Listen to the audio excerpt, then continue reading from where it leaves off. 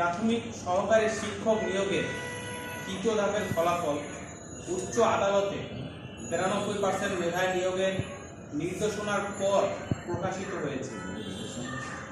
এই ফলাফল প্রকাশের আগে হতেই শিক্ষার্থীরা উচ্চ আদালতে রায় অনুযায়ী প্রকাশের দাবিতে নানা কর্মসূচি করে আসছে।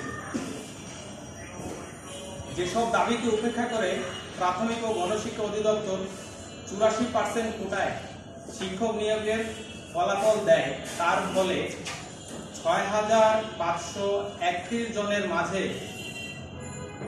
5484 জন কোটায় সুপারিশ পায়।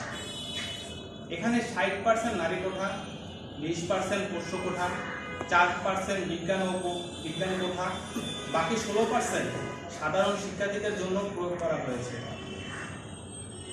আমাদের চাকরি প্রত্যাশী ভাইয়েরা এই বিষয়ে উচ্চ আদালতে রিট করলে আদালত মেধায় শিক্ষক নিয়োগের নির্দেশনা দেয়। 84%।